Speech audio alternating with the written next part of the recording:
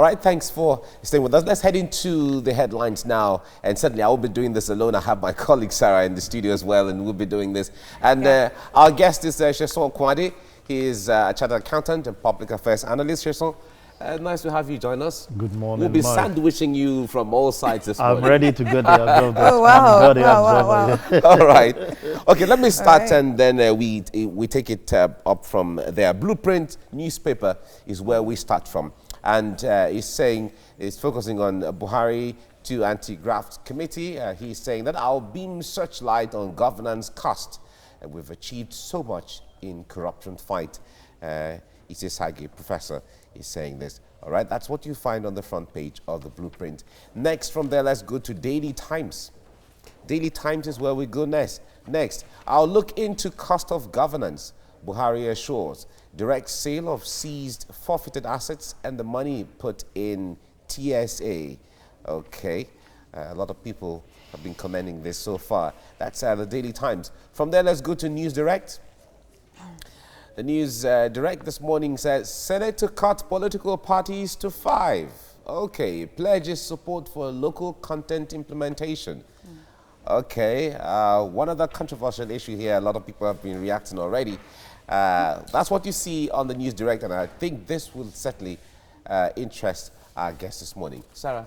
All right, let's go to the Daily Trust. The Daily Trust also has a very disturbing story about Kaduna State, where another Kaduna school was attacked and the principal was abducted. That's what you find as the headline on the Daily Trust. And on the Vanguard this morning, you have fake drugs inside Nigeria's market of death. Anybody is a pharmacist. FG lacks political will to check menace, says the Pharmaceutical Society of Nigeria, the PSN. Now, treatment failures. Fake drugs at alarming rates, says the NMA, and most substandard drugs imported, says the Manufacturing Association of Nigeria. Very disturbing headline there. But Mike, you have what we're going to discuss this morning. Oh, yes. I think Sheson would like to comment on this issue. The news on the headline on the News Direct. Sheson, I wonder what you make of this controversy. Senate to cut political parties to 5. Now, we have over 90 political parties, and there are still some registering. From what we hear, applications are still before INEC to register new political parties. As far as the law is concerned, if they have what it takes and they meet the standards, INEC should register them. Why not? But talk to us. Do we need all the parties in the world? Yeah, if we look at the last election, it will shock you some of the results we're getting national-wise. You see a political party having as low as less than 1,000 for a presidential, election. Some of them does not even have any other candidate to either at the Senate, House of Rep, even gubernatorial seat. So this will take us on the aspect of the cost implication. Despite people said we don't want 2-party, 3-party, but I felt having over 90-something is really when you even look at the cost of printing the ballot papers, you're going to have about 4 or 5 pages and you get confused about what to do. I looked at the last ballot paper. It will give advantage to those, for people like you don't need to go to the 3rd or 4th page. You look at the 1st page and you turn print on whichever party is there. So you discover that it's going to really give confusion. But the only thing I don't know is if the Senate has the constitutional power to reduce. Because what the Constitution says, there are criteria for every party to meet. Once you meet that criteria, you can register. So if they must do this, they first need to look into the law to correct that for them to be able to streamline. But even looking at that, I guess INEC is the direct agency empowered by law to look into registering and deregistering parties if at all. So I wonder if the Senate can do that. But from what you've said, looking at cost of governance, President Muhammadu Buhari, from the headlines we've seen that has said that they would take a close look at the cost of governance. Even some senators in the House have already raised that point. Senator Okorocha, Rochester Okorocha, had said that why don't we have just the senator, in the Camera legislature? You know, and then Governor Fayemi also saying that why don't we just scrap the Nigerian Senate? But all this talks about cost of governance. Would you say it is informing the Senate to say that they want to cut down the political parties to 5? Yeah, going by the political party, I don't see that as looking at the cost of governance. Cost of governance to me has to do at the day-to-day running of all other agencies. Election comes maybe once or twice in a year, and those ones are just minimal. We're talking at, look at the cost of automobiles the senators are going to use, their salaries. Look at the legislative arms, all the arms. You see, if you have a senator, you have the PA to the senator, the PA to the PA, you see the PA to the PA to the PA, and you have about 5 people hooked to this, and they are all on salary. We take this as a settlement plan for those that have worked for us. They shouldn't be. For me, I'm in support. If you look, the House of Rep are there, the Senate are there. What actually are the 2 houses doing? And if I can have my way, you see them going on recess for like 2-3 months, then make it on part-time. Make it less attractive and use some of these funds to really develop. See, as we speak, we have infrastructure deficits that, oh my God, is it road you want to talk of? House? Power? Water? None. Nothing is really working. We are government of ourselves. Either at the state level, at the federal, we are government. We send ourselves to private schools, not public schools. In a developed world, what you see is that once you give birth to a child, governments take care of their schools, and they go to free education, they get free food. The free food that this administration introduced is really not circulating. It's really not circulating. So we need to look at all those areas. But it's working in the states they say it's working. It's working in some select states that are pilot. Why do we have to be selective? Go to the developed world. You don't have to be saying it's working in this state, it's not working in. It's a general thing. It's expanding gradually and covering more states. Let's cut this thing and make it work once. It's just something you must do once and we get it right. Because we need those children. We said they are the future leaders of tomorrow, but future leaders that are not. All right, bringing us back to the issue of the political party, one is still talking about the fact that our political parties still lack the ideology that is required to drive them over time. That is why they are just like an association. And when a dispensation passes, you see a realignment and so on. We remember political parties in the First Republic. Remember political parties, at least in the Second Republic, there were some semblances of, you know, but after then, they imposed NRC and SDP of the Third Republic, and that was it. You see, the way political parties are formed now is just like a show-off. I just want to be heard. And we learned so many people are using it for relevance sake. If we float, if I've got what it takes, let them use that to know that we exist, or we use it, because majority of the people that contested for the presidential candidate today, we are not seeing them doing anything. And what you need to ask is, you want to become the president of this country, or you want to become a governor of a state? We must see your input. Somebody is not even doing anything. All we need to see is or even see your pedigree. You understand? Know where you're coming from. We must know what you have been doing. You have done, either in the private sector.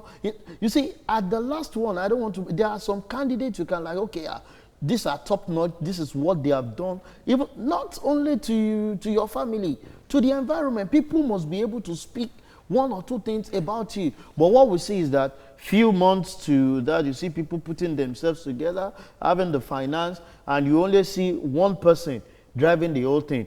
At the state level, they are nowhere to be found. At the federal constituency, nowhere to be found. The only thing they want is they want to become the president. How can you become a president as a one party and all other parties are not there to really support? So we need to look at this and streamline, at least if not for anything, streamline the political party and have the right ideology. What do you want to deliver to us? What do we know you for? Remember the likes of Awolowo. Remember the likes of Tafawa Balewa. See, you can say this is what this party is meant for, and this is what we know them for, not just coming and telling us what. No, all parties this time, they want to do everything. But some of these parties, new parties that we have, some would say that their interests, was not they couldn't get what the party they were probably in before wasn't representing their interests, and that's why they decided to create another where they see that they can actually float their interest and actually put, as they say, the interests of Nigerians at heart. What is your interest that is not in the last interest? We need to just synergize. You need to synergize things rather than, you see, it's not only in political parties. You see, it's just a selfish idea. You see somebody too, like these are religious houses. He tells you that the way your pastor that is training you is going, I don't like you to go and set up your own church. For what? It's personal, whatever, it's greed. You just want to be heard. You want power. Everybody wants power at all costs. Access. Whatever, you see, whatever it is, even if the ideology, why are you there in the first instance? You must try as much as possible. If they don't hear your voice today, register it. As time progresses, those people that you feel that does not have that ideology or are not listening to your interest will definitely see to it. The interest that you are taking out of the scope of the party where you are, you discover that what most people do is that once they fall out, maybe they promise them you'll be the next governor. And the power that be says, no, from the look of things, you cannot. The guy, no. The next but let's also remember that politics is about who gets what, when, and how. But at the same time, you are there because of the people and not because of yourself. It's all right. And that's where we are getting it wrong. Okay. The majority are there not because of us, but because of them. No problem. Let's leave it here now. Shesol Kwade, thank you very much for coming on the program. Thank you, Mike, thank for you. having me. Right.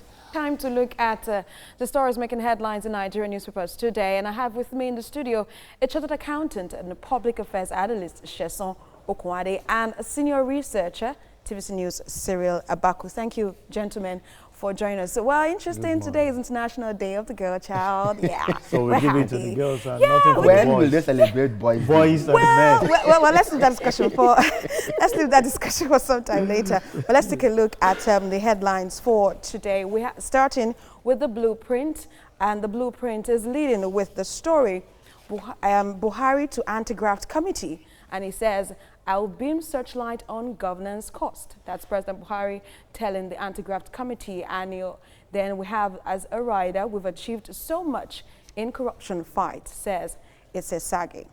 Well, let's go to the Daily Times. The Daily Times is leading with the same story. I'll look into cost of governance. President Buhari assures, directs sale of seized forfeited assets and the money put in the Treasury single account. That's what you find on the front page of the Daily Times. Now on the News Direct, we have Senator cut political parties to 5, pledges support for local content implementation. Discussions from the Senate plenary yesterday proposing to cut public parties to 5. That's what you find on the News Direct. On Daily Trust, you have a different story leading the headline. Another Kaduna school attacked, principal abducted, more people kidnapped in Abuja, and that's what you find on the front page of the Daily Trust. Now on the Vanguard this morning, you have also a different story, fake drugs inside Nigeria's market of death.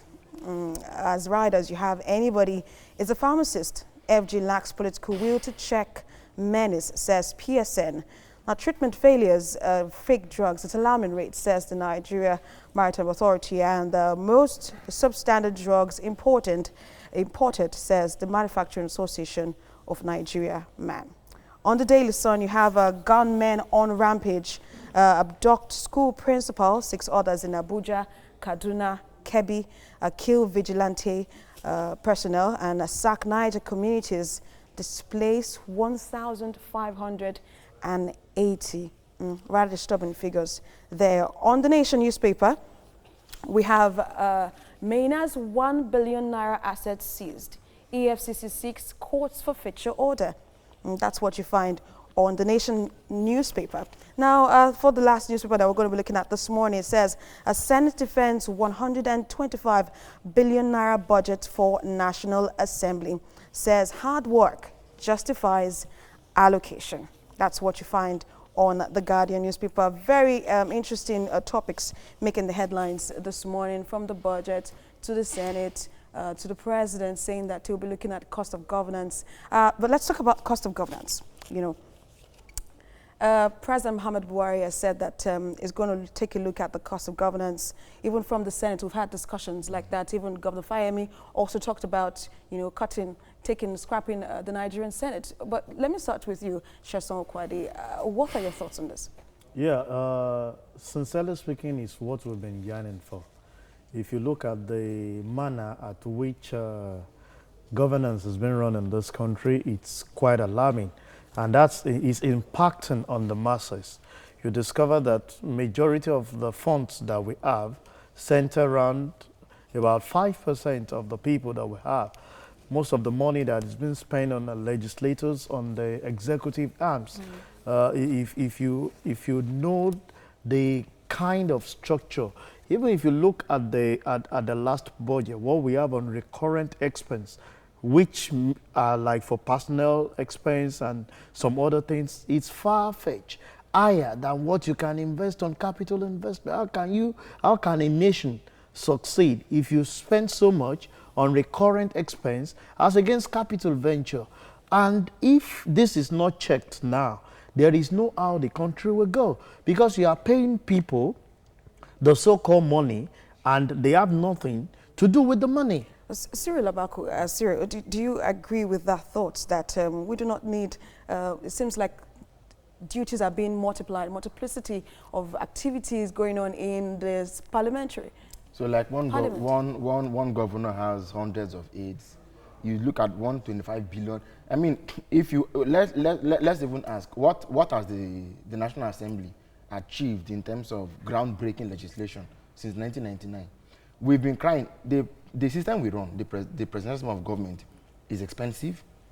The over-concentration of power in Abuja is also not helping matters. So what do you do? You're saying that it should be decentralization? So what I expect the president to do or to say is this. If you want to cut the cost of governance, I think it should be a party position. So we can say that as a party, we have majority in National Assembly, and we also in the executive arm of government. Let us draft a bill and morally compel our governors, who are in the majority as well, to have to have some sort of blueprint or template for how we want to develop Nigeria. Buhari campaign in 2015 was talking about lean government, but it is not so lean. Because if you look at the expanded ministries, it is not lean. It's not so lean. How do you want to achieve it? Boils down to ideology. What I want to achieve and how I want to achieve it. What Mr. Senator Rochester Okorocha has said that the Senate does not, that we need to have I think only one senator as against me. So can the party say, look, in light of dwindling economic fortunes, in light of the fact that we depend on oil and that the price of oil in the international market has been volatile for the past 5 to 6 years, okay, in a way that has not helped Nigeria.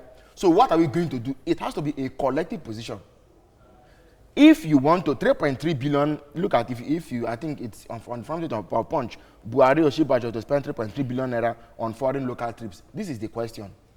We need a document saying these trips are going to result in 10 billion naira, coming into, like, we're investing it to recoup. So if we're not seeing what is going to come at the end of the day, what are we spending all these monies for? But recurrent expenditure continues to be higher than capital expenditure. And so it means that we are perpetually stuck in deficit. It doesn't help anybody. But if you look at the gains that financial experts have said that the TSA has brought to this government, the Buhari administration, in one way, wouldn't you say it's President Muhammad Buhari's drive of cutting cost of governance? Yeah, when you talk of TSA is just to streamline and close the gap of opening so many accounts to function and say, okay, we want to just, you are, instead of you having several tabs, you are just having one, and that is the only area. You discover that the level at which the influx will come out of that small tab will be very minimal. That's the only thing that the TSA. But we are not talking that you have the money. You have increased and streamlined other areas, but you have not worked on your expense. Like Cyril said, there's what we call ROI for those in the financial expert. Your return on investment. You want to embark on a trip. Can you leave your house in the morning and say you are going to Lagos Island without having a focus of why you are How going much you're there. gonna make. What Yes. are you going to gain Yes. from that thing? So these are, if you say you want to cut down governance expense, you must examine. You see, if you go to, if you, like you are in your office now, if you need to go anywhere, you put it to your management. I need 50,000 to go to Abuja. The question they will ask, what are we going to gain from this? They will not approve a payment for you when there is not going. You see, there are other expenses that you can embark upon that we know we will gain later. But we must sit down, look at this thing critically. Our expenditure is on the high side. Seriously on the high side. You see, yes, because the issue is, when you compare the cost-benefit ratio, the challenge is that Nigeria runs on patronage. This whole, you know, if you look at the agitations that led to democracy in 1999, it was as if the nation was heading towards a tipping point. Yeah. And so when it was to come, I think somehow the crafters of the constitution, of the crafters of the people that prepared the republic, thought, let us have a system where people can come and eat as much as possible to douse tension. This is 20 years down the line. We need to be sit down to think. But from the body the language, cost-benefit ratio is, look at, when you appoint a senator, he has his own aides, essays, he has essays, this and that and that. Yeah. So one senator maybe has up to 10 of them, officially, and then he has then wardrobe allowance, furniture allowance. So every year a new senator comes, there's a new who does that? We're not a bonanza republic. But looking at what President Muhammad Buhari says, he has assured that he will look into the cost of governance. From the body language of the president and from the policies that we've had the president rolled out in the past 4 years, we have less than 4 years now into his new administration. Yeah. Do you think this will actually see the light of day? In fact, I was going to come to that point. The time is short. Look at what they took these young people to pass the Not Young to Wrong bill, going around the entire country, to bring an amendment to those who are going to amend it when they are the ones that are going to lose from it again. Will take a lot of consultation and meetings, which is and why so on. the senator received knocks when he suggested that. But it doesn't take away the responsibility and obligation of Mr. President as the moral leader of the country. Even if he made the effort and he didn't succeed, Nigerians say he had a plan that didn't come to pass. And look at it. It can be on for 20, 30 years and one day it will come to pass. But that we don't take the step at all. It's the That's thing, where there's a good. And aside that, it's not about the federal government alone. I saw something trending in the social media of a governor who have a special aid for the first wife, the second wife, the third wife. You can imagine. Yeah, and you are talking about cutting the cost of governance. And that aid will definitely add aid. You understand? It's called inclusive governance. What is include what? That is why we need to redefine the paradigms that undergird our political economy. This discussion is quite broad. Look, if a governor was mining gold or tin or rubber in the state and paying taxes to the federal government, he won't waste that money. Yes. But because all the monies come from federal government and he's getting free money from oil, allocation, he can waste it. There is nowhere in the world where any country that wants to call itself a federal republic has component units that sit back and receive allocation every month. It is a travesty of reality. We must come back to the national question. Who should get what and on what terms? Until that is sorted out, you see, people have a mentality of entitlement. Once a governor, security, vote. What do they call it? Nobody questions it. So why would they spend it like that? Okay, but now, just like you said, looking at the Senate, the people that we have in the Senate, Senator Rochas Okocha has suggested it. So it seemed like, they started pointing fingers. Looking at the Senate, even President Muhammad Buhari, even if he has the political will, the drive to want to effect the cost of governance in this government, really, do you think Nigerians will actually support this kind of This is the issue. Let me have some response. The issue is, he said it. Even if you don't succeed in achieving that thing, let us see the blueprint. What are the plans? It's not just saying it by mere word of mouth. I want to cut down the cost of governance. Let's see the prototype of what you have put together to say these are areas. When the issue of TSA came, we saw the blueprint and said, okay, this is what we want to achieve. When you're talking of cutting down the cost of governance, these are areas where I have seen that we are actually, from the budget to me, we are not cutting down anything. Because if your recurrent expense is more than the capital, out of more than 60% of that thing, it's going out. We only have 2 point something million for capital expenditure, which you are to ride on. It's when you have a seat to sit down on that you can have a comfortable seat. But you are not even making provision for you to sit, and you want to pay yourself. So how are you going to work? Yeah. So for me, it's mere word of mouth to say we want to cut down the cost of governance. There should be limit on even the governors. All this security vote, all this money allocation that comes, how do we monitor them? The level of infrastructure decadence as we speak there is no road all over the country, both at the federal road, state road, local road, even to your doorstep. You understand? Yeah. We have this gap and we must close it. We need a blueprint. This is how we want to work on cutting down the cost of governance. It's not just saying it with mere word of mouth. But we're looking at how policies are being changed, from the past 4 years now. It seems that Nigerians have a lot of work to do. It seems they have to go protest, go around, just like you said when they clamored for the Not Too Young to Run bill. So what is the responsibility of Nigerians, even if the senators or the House is not seeing it as a very important policy to pass? What's the responsibility of Nigerians? No, I think the first thing we owe ourselves is proper public education. You see, many people, now we say the Federal Republic of Nigeria, okay? But we're not, what makes us federal? We are not federal. That was why the late Chief Williams said the 1999 constitution lied. It says we the people, we didn't write any constitution. But many people don't even understand the issue. Say that as I'm talking to you, there are nearly between 5 and 6 ministries that are not necessary at the federal level today. Do you understand? But they are there. Yeah. Because party members have to be taken care of.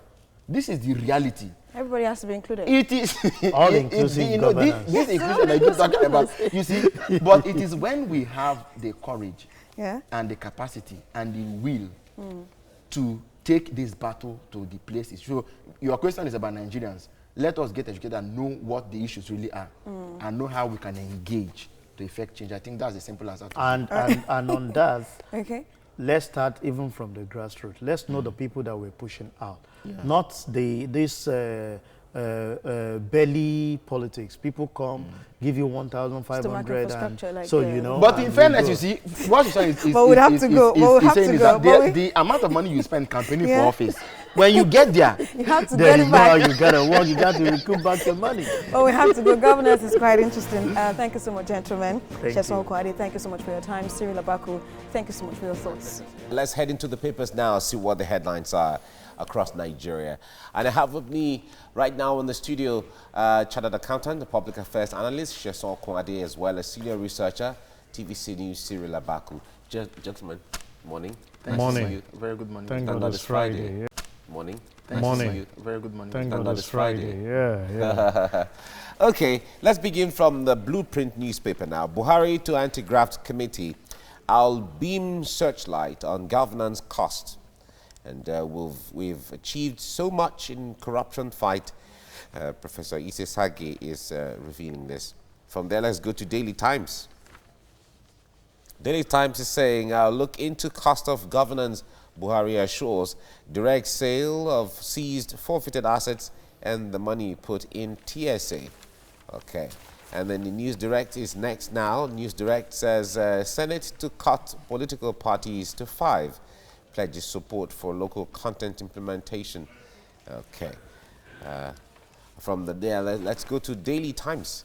Daily Times says another Kaduna school attacked, principal abducted, more people kidnapped in Abuja, and police arrest 1,214 kidnappers in 9 months. A family of civil defense officer has to pay 30 million naira ransom. It's really disturbing there from Kaduna State. I guess this will interest my guests as well. Okay, the next now is The Nation. The Nation newspaper is next now, and it says Mina's 1 billion naira assets seized. EFCC seeks court's forfeiture order. Okay, and there's a lot of items recovered from Mina there that are listed on the front page of the Nation newspaper. It said 32 SIM cards, United Arab Emirates and Nigeria, 19 handsets, 1 iPad, 2 laptops, 13 flash drives, US ID card, UAE naturalization certificate, Nigerian passport, bank documents, and even charms. These are all, they are on the front page of the Nation newspaper. There are things that were seized or items that were recovered from Maina's custody. All right, daily trusts. The issue on the daily trust will interest my guests right now. The kidnapping taking place in Kaduna State. This is not the first. In about less than about 2 weeks, we had the two major kidnap incidences and surrounding schools and all of that. We've not forgotten the girls and teacher that were kidnapped some time ago. Cyril, how disturbing is this really, the wave of kidnap, especially in Kaduna State? No, it is very, very disturbing. Not least for the fact that they are attacking schools. It means they are targeting something. And I hope that we are awake to the reality of what is going on. This is clearly, we don't need to call them a name, but this is clearly an ideological warfare. When you attack schools, you attack education. And when young people can't access education anymore, the future is doomed. This is a part of the country that everybody is concerned about because of the number of out-of-school children that they have, which has given But on the other hand, someone will see from the perspective of kidnapping for ransom as a way of raising money. No, but we can, that's why I said they could have done it anywhere else. But the fact that they've repeatedly attacked schools, there's something we need to see, okay?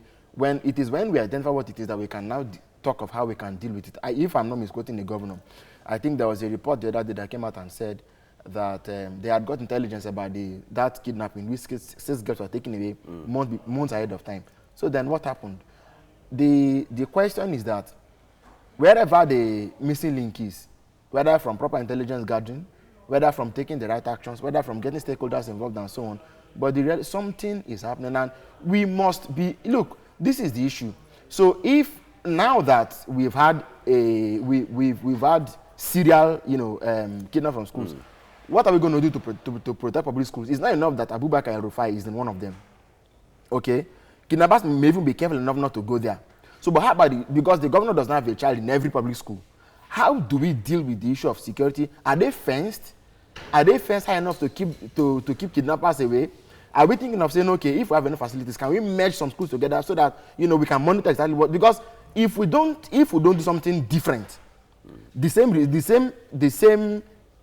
thing happens and then the same result just continues. Or having a police point or a military point. How many policemen do we even have now that can, close to any of the schools? But the point there is, the moment you talk about merging schools in that regard, then you're going to talk about the proximity and access to school from some location. And that is going to pose a challenge to a lot of people residing in certain places, except if you're going to say they should relocate to a certain place because they want to go to school. There is nothing too much all right, Sheson, let's hear you on this. Now, this issue of kidnap that is going on within the school area now has really called for concern.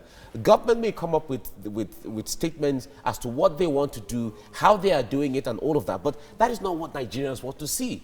The seizing of the issue of kidnapping is what they want to see, but this thing happening again, it tells you how government is working or not. If I pick it from where Cyril referred to, you see, before you set up a school, what are the criteria, structure-wise?